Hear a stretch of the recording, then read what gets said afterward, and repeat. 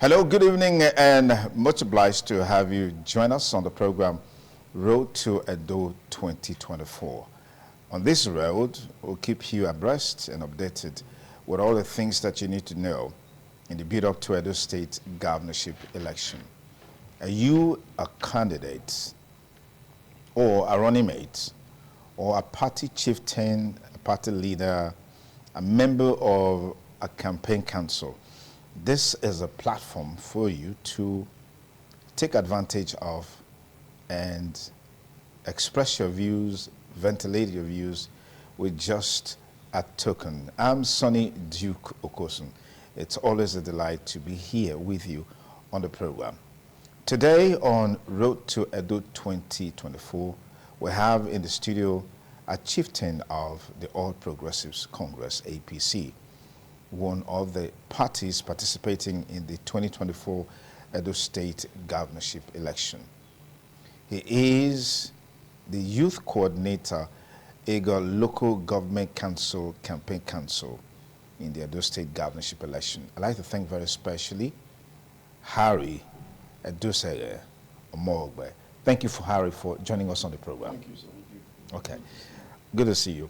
Let's look at some of the issues that are dominating discussions in the build-up to the Edo State governorship election.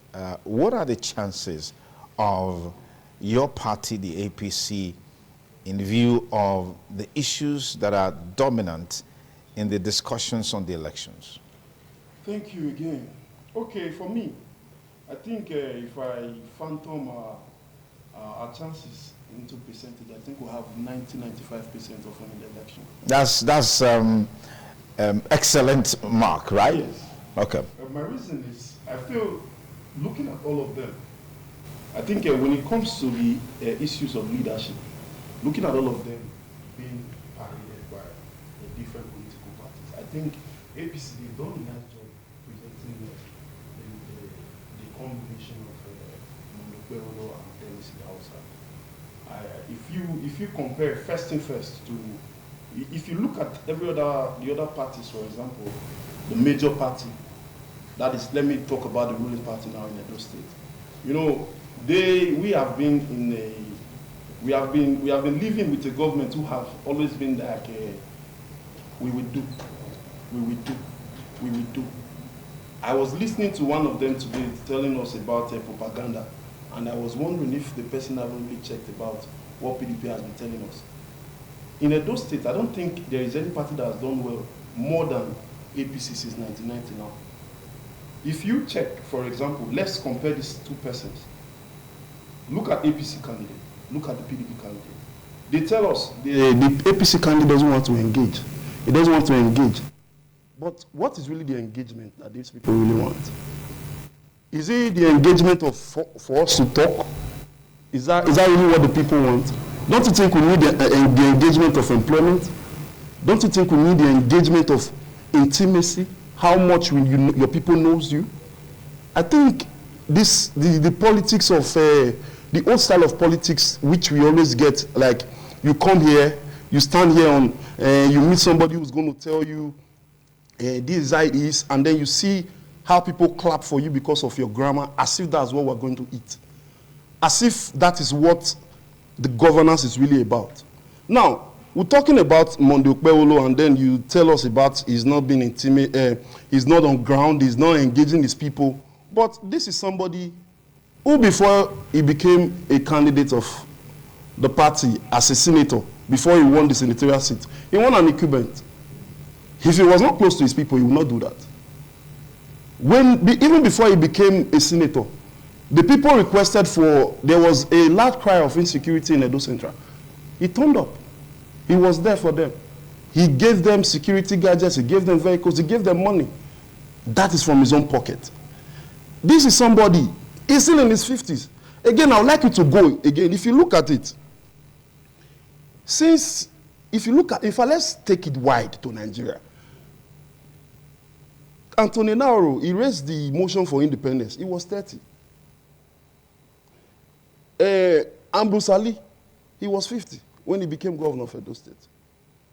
I am surprised that you see PDP with so many talks trying to make people feel like, oh, it is what is coming out from their mouth. They are going to do this for us. They are going to do this for us. And they will also lie to us again that the youth, they want to prepare a future for us because the youth, we are the leaders of tomorrow. Sometimes we have to ask these people, you paraded a 64, 65 years old as a governor and a running mate, and you are telling us that we as youths listen to you, that we should vote for you. I think we should ask, when is really the time for the youth? Are these people really planning a future for us? We have here Okpegbholo in his 50s. Dennis Idasa was just 44 yesterday. I think we should compare. Okay. Are these the requirements for good leadership to impact on the people? There are those who feel that this projection of your candidate and his deputy is to place them there as placeholders, as stooges, whereas the men who are controlling the scene are backstage. I want to get a reaction to that. Okay, that's fine. Let us believe them. But let us also compare.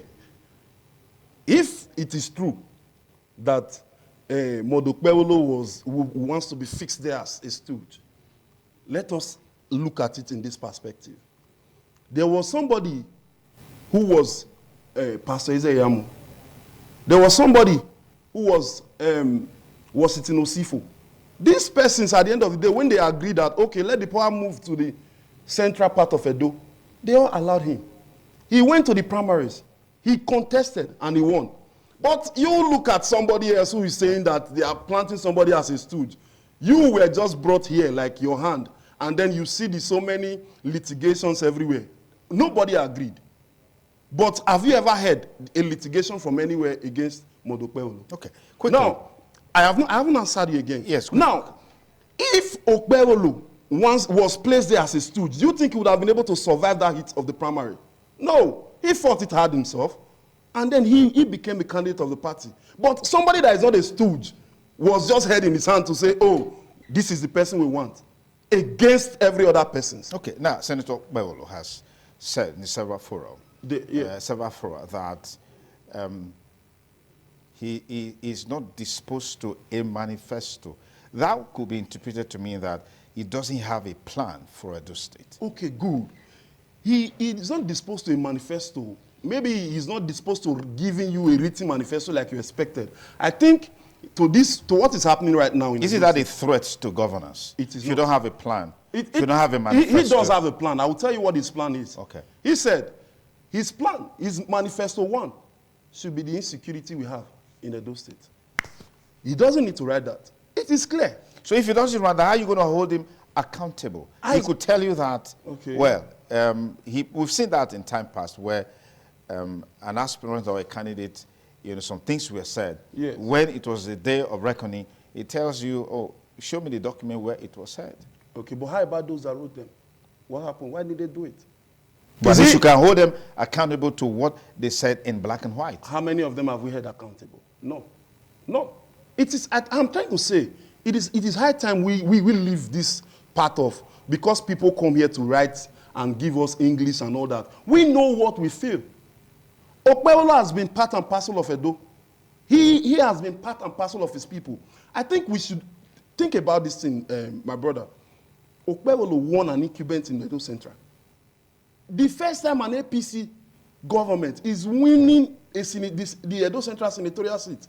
He won an incumbent. If he was not intimate with his people, if he doesn't know what he was doing, do you know now that in Edo Central right now, there is, do you think in his senatorial district any complaints, did you get any complaints there? No. His people have accepted him. He has made life easy for them, the free transport and all that. When he was making the boreholes, this is a man that has been doing it even before he came into government. You understand it? He was already doing it before he came into government. Not a man that is saying, put me there before I will start doing it. Okay, there are those who say that the much talked about manifesto, which you say he has, is just a a dub of the simple agenda which a former PDP governorship candidate brought forth or popularized in the days of yore. That means that there is no organic plan on the part of your candidate to drive governance in Edo State. Please, what is more organic than what the people want? And that is the social amenities that we pray for. I think I will tell you for me, I have checked. In order, I think the Edo people, they really do not want so much. They really don't want so much, except give us good education. Give us social amenities that we want. That is all we have requested for. Since that, did we get it? No. We haven't gotten what this government have just promised us. I think if they say we have dubbed a simple agenda that they had before, did they do it? That is to say, what they have written down to say what they have said, we will do this, because we have not noticed that you told us that you are going to do this, you didn't do it. That is why we feel they are not good for the job. The only thing that they do is engage us in talks, engage us in English. Then they want us to be like, as if Edo people are so illiterate. As if Edo is, I think, for God's sake, these people have to remember that we are not called the cradle of black civilization for nothing. So when it comes to talking about being civilized, being doing this, I was listening to somebody the other time, and he said the PDP candidate, there is some 84 billion, I'll be 70-something billion. I am not sure about that, but some amount of money somewhere in the world that they are looking for somebody who will lend this money. That somebody like Aswe Odalo, when he becomes governor, he will go and lend that money. Like, is that the manifesto that we are talking about? To increase our debt profile? To take Edo that, do you know now that what we are right now, every time we just hear that, oh, Edo has now moved from this, but it's not really so. Do you know that Edo, we have about 11.1 billion that we get from the FAAC? In Edo, there is a 13% derivation and all that. Such a state with all of these things. Niger State does not even get up to that. You know. But the things are working there. In Niger State the last time, we were told and promised, oh, I don't even want to talk so much about this administration, because they are going already. There's a talk that people like you and several other leaders of the APC who are gifted in engaging, in talking, have taken the responsibility of your candidate to engage the people in sharing thoughts about the manifesto, the agenda, and all of that, to deliberately shield the candidate from engaging the people. What do you make of that? Okay, who shielded Okpegbholo when he raised the motion for Benin Auchi Road, the Edo Esan Central Road, the motion that he raised the last time? Who shielded him? Who shielded Okpegbholo when he was doing his manifesto to his people? When he was running for the senatorial seat? Who shielded him? These things are just what they say. Because that's what I started with. They always want to say, engage, engage, engage. But is governance really about talking? Is governance really about So if you don't talk, so how will the people know the direction in which you are going? We've had so much talk. No, if you're saying you're asking a question, if governance is about talking. Yes. So if you don't talk, yes, how do you give a direction to the people you are leading? You are literally saying we can have a mute government. No, I am not saying we can have a mute government, because Okpegbholo speaks. I was telling you from what he said in one of his in one gathering that he was. He said his manifesto in this government is all the lapses of this government. They said he did not write any manifesto, and he said, the bad roads that we have, manifesto 1. Do you know Uwelu Road is one of the biggest spare parts market in the whole of South? What is happening to the road, excepting now that the election is coming? Do you think the Edo people need another manifesto to talk about that? The last time that we had good governance, the last time that we had attention paid to schools was, the red roof issue. Did we have any other ones? Go to my local government. Go to my local government and see what has happened. I for one, I was the first child to win the uni-level quiz competition in my local government. But see, today, does those things happen? Those things are manifestos. Okay, let me pause you there. If you just join us, you're on to Road to Edo 2024 on independent television, a special program designed for party leaders, party chieftains, candidates, their deputies, and what have you to come forth and showcase their party manifestos and, of course, project more their candidates. And with just a fee, you can be on this program. Of course, you know, it's not free. We'll take a short break. We'll be back with you to talk more with our guest, who is the youth coordinator of the APC Campaign Council, EDO Local Government Council, Harry Edosere Omogbe. Stay with us on the show. As the race for Edo State governorship election heats up, and in keeping with the tradition of deepening democracy through popular participation, Independent Television and Radio presents 2024 Edo State governorship debate. one stage, different political parties and ideology, and one agenda. Who takes over at Dennis Osadebe Avenue? Date: Deputy Governorship Debate, Thursday, 12th September 2024, time 5 p.m. Governorship Debate, Friday, 13th September 2024, time 5 p.m. Venue: Ehizua Hub Event Center, 83 Airport Road, opposite ITV and Radio Glasshouse, Benin City. For inquiries, Please call 0912-937-6278 or 0808 513-4785. or 0816-280-2302. ITV and Radio Edo State Governorship Debate, Debating the issues. shaping the destiny of Edo State.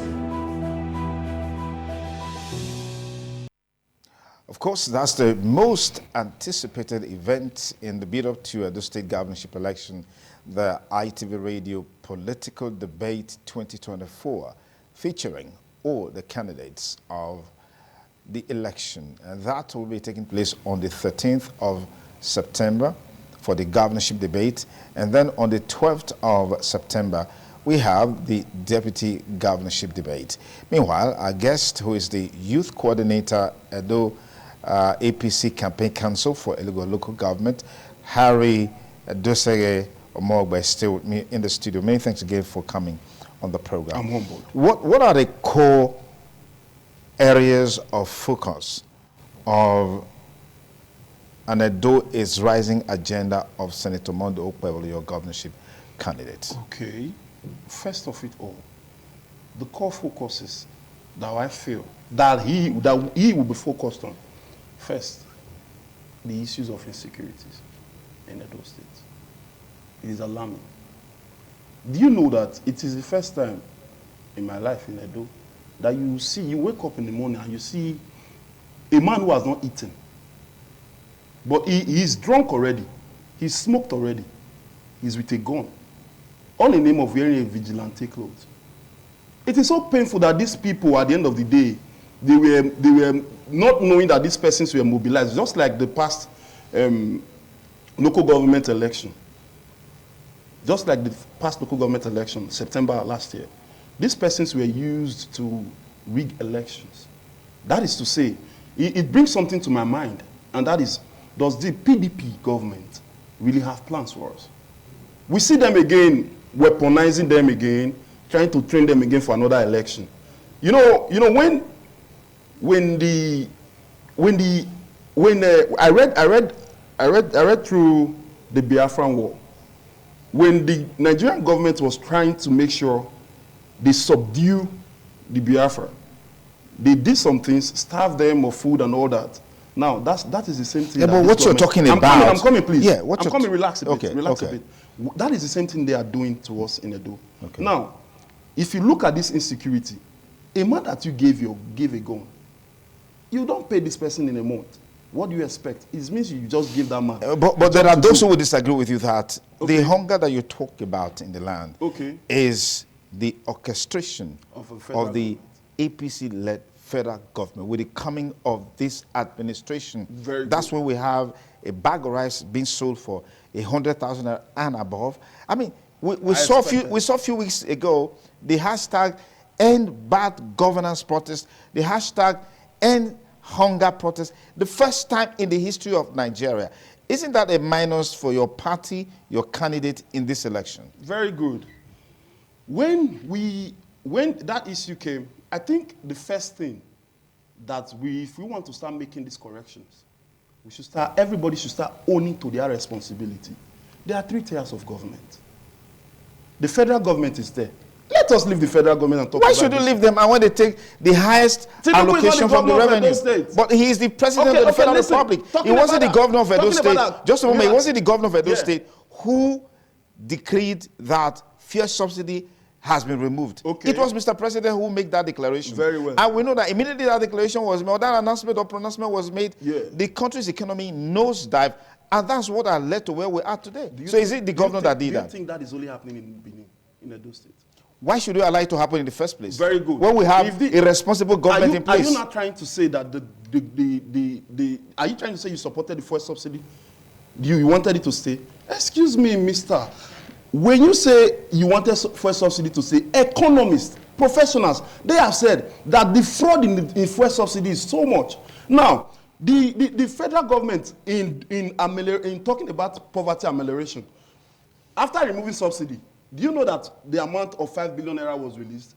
And all we could hear about it was used for to fuel the comrade bus. Since Osomole has been there, that this is used to fuel the comrade bus, and then that is all. How many people uses the comrade bus? Now again, do you also know that the revenue has increased? That Edo State is number 4 in the line of revenue recipients in Edo State. What's your candidate's strategy to boost that revenue? That is good. We don't want to give you those plenty talks of we will do where is Obefa. So if you don't talk to us, how do we know? I'm coming.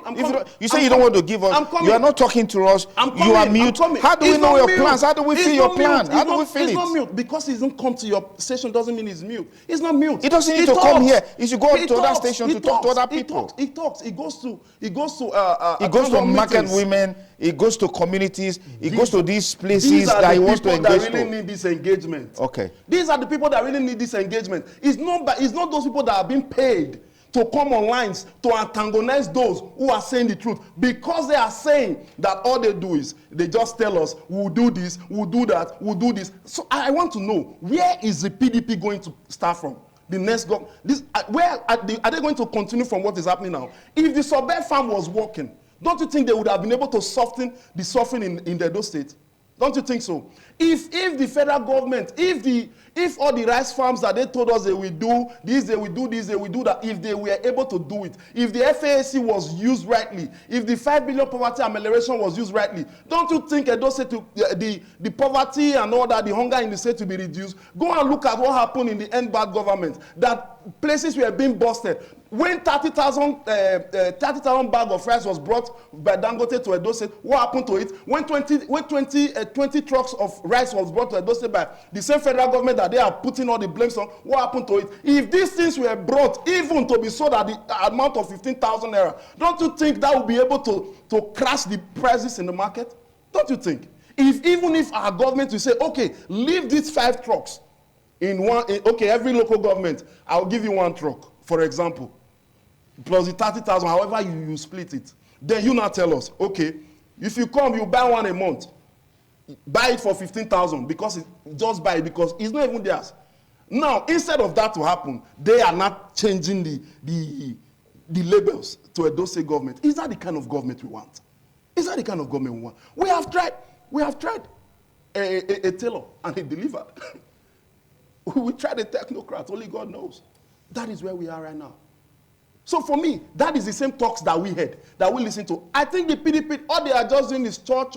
We don't want that. We want a government that will show working. Okpegbholo has been showing working even before government. He's not a man that is not saying he's the chairman of Sterling Bank. You are the chairman of Sterling Bank. Well done. How many Sterling Bank branches in Edo? Don't you know that only one bank at least could give us an employment of over like 50? Okay. Now, I'm still coming, please. Time is up. I'm still coming. Yeah, now, time is up. Now, this is a man who has been, he was even proud to say, he has been in government for over almost 20 years. That means you have been in this government that is killing us. Are you serious? And now you are coming. Why have you not been close to your people? If you say this government is killing us, it means that your party, should also share part of the blame for whatever inadequacies that are there in this government, because your leader, your political leader, Senator Adams Oshiomhole, has said several times that he was the one who searched and sought out for Governor Godwin Obaseki and even Dr. Aswa Ighodalo. Doesn't that show to you that APC is part of the problem that you claim has been, established in Edo State under this present administration? Very well. Now, Senator Adams Oshiomhole sorted out for Obaseki, right? You can take the horse to the river. Can you force the horse to drink water? Now that he has failed, now he is bringing somebody else. Don't you think Edo people should think out of the box? That we don't need anybody that you bring. No, your leader brought both of them. That's what I'm saying. No, he didn't bring. He didn't bring Aswen to serve Edo as a governor. He brought as part of his economic team. As part of his economic team, good. Then in this government that he has served for 8 years. For almost 8 years, he said he's part of the economic team too. Well done. All right. What was his effect? What are your parting words to Edo people on this election? Parting words for the Edo people is, I want them to understand that this election, I feel most times when we sin, God gives us opportunity to repent of our sins. I will tell you, we made the mistakes 4 years ago, align PDP. I think it's about that time that we will repent of our sins and think it right. That instead of us to start listening to a talkative, we should listen to a doer. Instead of us to start listening to a skit maker who sits in a chair in a board meeting from a table. That is so westernized. Okay, excuse me, I'm not done. Our time is up. That is so westernized that to show you that this man, he cannot even do that. There is no board chairman that will sit in a board meeting from a table. That is to tell you that this is deception that they are bringing to us. Okay, so that's what you have. For me, my parting word is, for them is, vote Monday, Okpegbholo. He's the man. He is the hope. All right, thank you, Harry. Thank you so much. It's a pleasure having you here. My pleasure. And that's it on our package for today. Be sure to join us on Wednesday. Dr. Azeme Azena will be here as our special guest. And then on Friday, I wouldn't know who is coming. Have a beautiful week ahead. Have a beautiful day ahead. Bye for now.